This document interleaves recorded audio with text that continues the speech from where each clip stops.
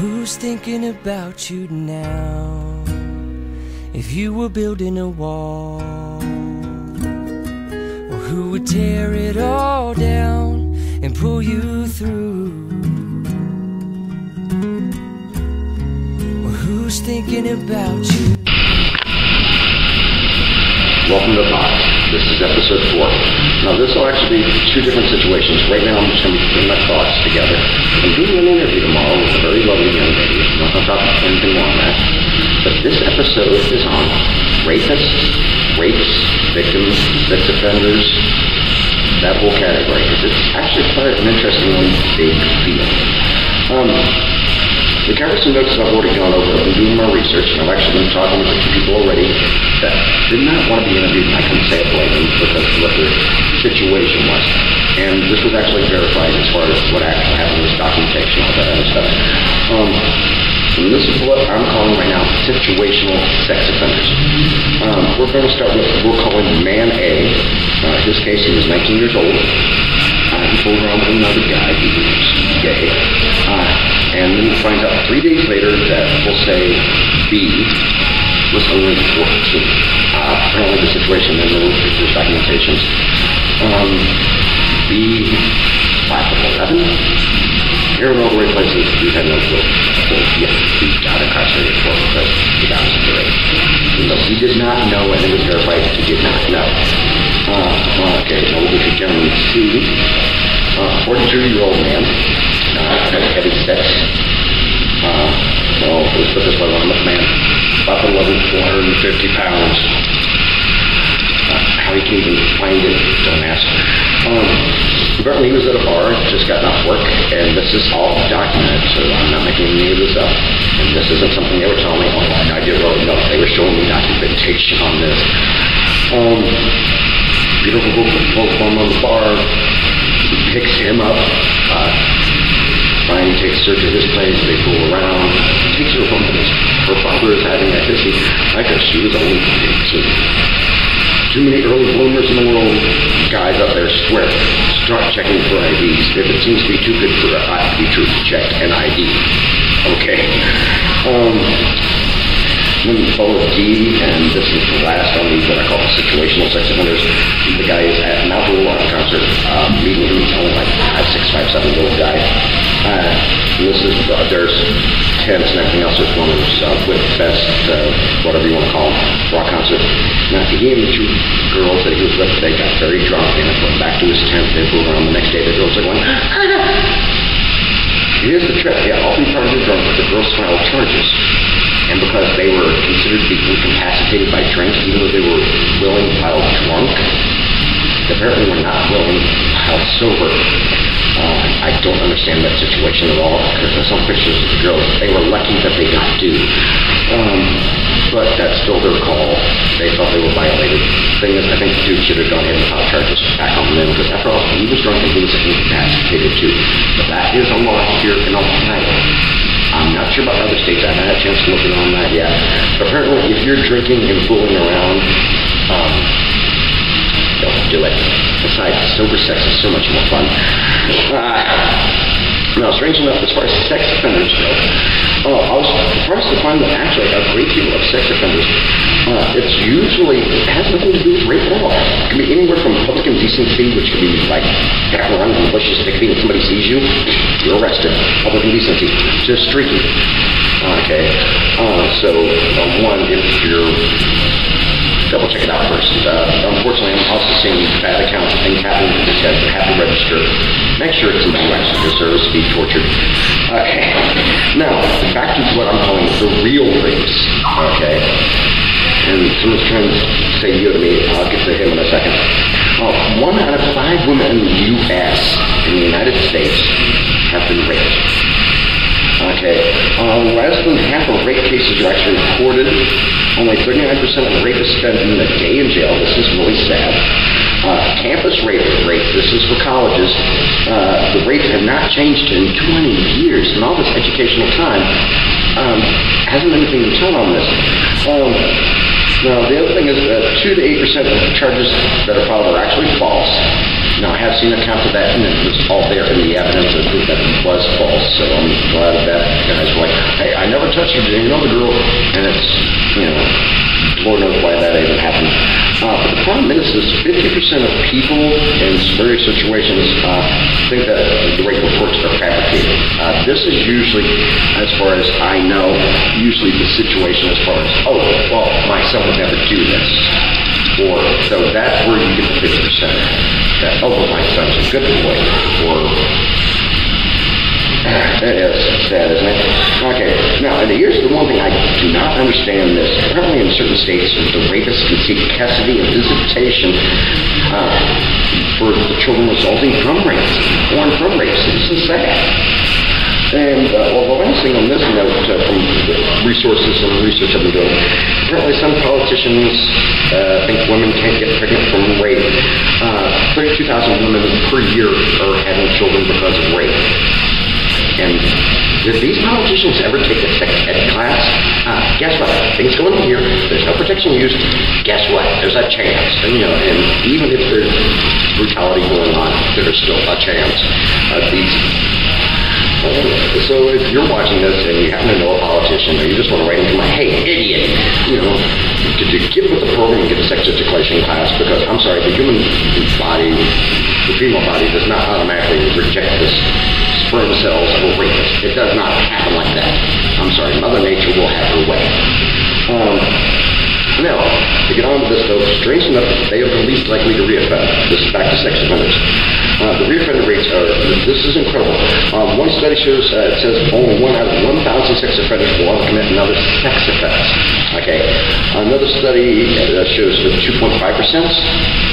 And then, and then more from 19 to 13%, so it's all over the board. Now, strange enough, education actually plays very much a part for convicts anywhere. That's why I'm kind of sad to say I was old enough that I know when Paul grants for colleges out of prisons, we shouldn't have done that. I'm sorry. Education is very important, and it is a part of rehabilitation, and I do believe in rehabilitation. So, but here's the reoffender rates for college-educated and non-college-educated. For all the other crimes, 80%. If they don't get some type of education, there's an 80% chance that they're going back. For rapists, it's 67%. But if they get some type of education, drops down to 17% for rapists. For others, it drops down to 40%. You want 80% of the ex-convicts, the convicts coming out of prison, going back because they broke the law again, which means they've created another victim, or would you rather have 17 to 40%? My thoughts on that. We're not going to go over education right now. This is about race. Now, sadly enough, also, the one study has showed as far as recidivism rates goes, and these are the guys that are doing this again. They do the exact same thing. The two highest, I don't have the figures on one, but that's our carjacking. The highest as far as that goes are drug offenders. These are people dealing or doing drugs. As far as doing drugs go, that's more victimless crime. The person taking the victim out themselves. Really major thoughts on rehabilitation programs there. But rapists, again, the lowest to reoffend. So those are definitely thoughts on that. As far as ESON goes, this is the Sex Offender and Registration Network, whatever they want to call it. So far, it's showing that it predicts nothing, doesn't alleviate the problems. In fact, in some cases, actually creates more of a problem. When recidivism means that they count it again. 75% of the time, they'll victimize an acquaintance or a family member, so that's kind of sick. But there's too many types of sex offenders. I really do need to narrow this down as far as which crimes count as a sex offense. As I said, it can go anywhere from public urination to predators and pedophiles. I can see predators and pedophiles, yes. Some of you have to run behind the bushes and going, oh, I gotta go. We've all been there, come on. Who hasn't had one behind the bushes? So those are my real quick thoughts thoughts on that. As I said, unfortunately, they are showing that there are those people who believe that sex offenders deserve ongoing punishment. This is sad. As far as I'm concerned, if they've done the time, it's over with. Leave them alone. Let them be able to get their jobs. As long as they're trying to go forward and not backwards, I believe that of anybody. So I'm going to cut this off for now. And the next time I will be talking with you, we'll be handling an interview. As I said, and the sad thing is, this one interviewing isn't a rapist, it's a rape victim. So the next part of this you'll be seeing, I will be talking with a rape victim.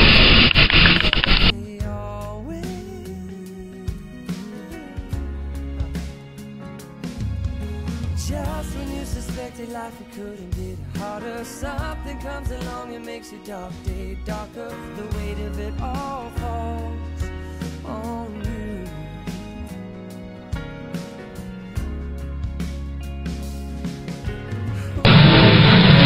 Okay, welcome to part 2. Now, I wanted to cover real quick, got one on the situational sex offenders. There's one gentleman who moved up here to Ohio, Columbus, a couple of years ago, but not before he did time in Florida. Strangely enough, him and his wife and their 2 kids were living up here, and they've got a lot of this stuff back, but they've still got curtains on the windows. He's walking around in his boxers. Wee Willie Wanko pops out, some neighbor sees through the window, he gets incarcerated for it. As I said, so that's another one of those situationals, but we already covered the first part of this, all the rest of my notes. Now, as I said, this is my interview for today. This is Avery Fowler. She has an interesting story to tell us from a letter start, and I'm going to break in occasionally and ask her questions. Avery, so you know, come on the camera clearly, and take your time. So.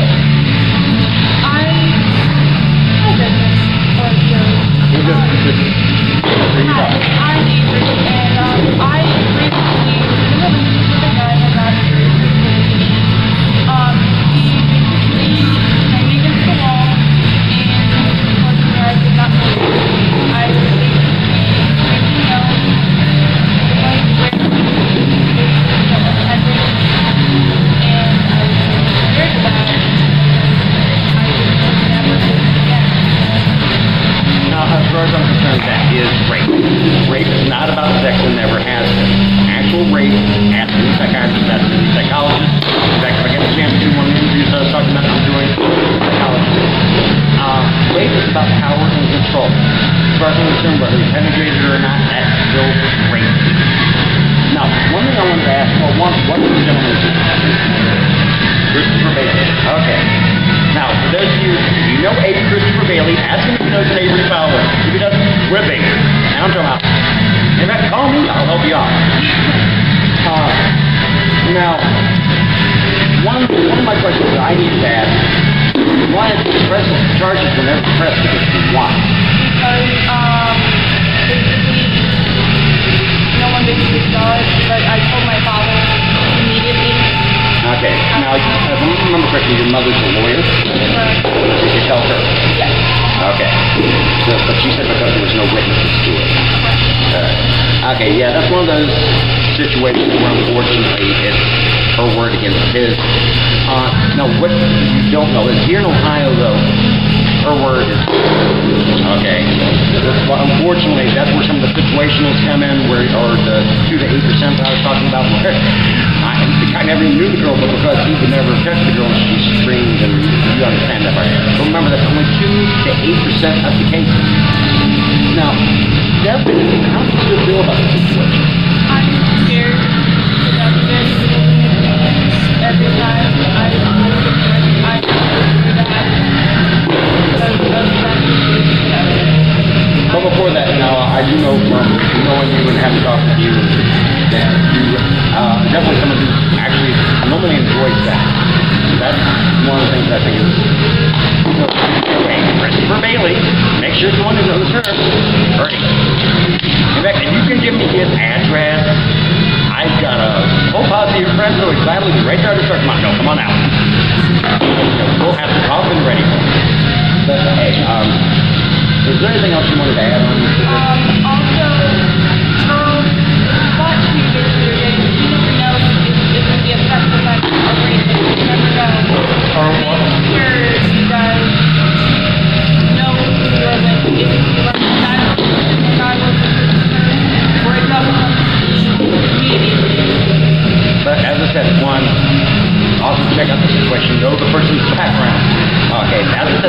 50-50 thing. You might have a neighbor who it's a situational thing. Or maybe they were just young and stupid. People do grow up. Okay? So that's my thoughts for today. I also want to talk about, I want to thank Avery for being here, and I want to give you a hug. This is the girl I also call my evil twin sister. I think I'm the prettier one, but you never can tell. This is the thoughts for today. This is episode 4 of the entire. I've got to edit the whole thing to it, so here in a couple of days. Well, I'm not saying dates and these are some because I want these to be timeless messages of things. Thoughts are important, so thanks for listening. Qualify, qualify, qualify. I wanna be the one that will help you ignore Mr. Loneliness leaning his head into your door. I'm hoping you can feel me. I'm hoping you can feel me in your chest, chest, yes. I'm hoping that you notice how your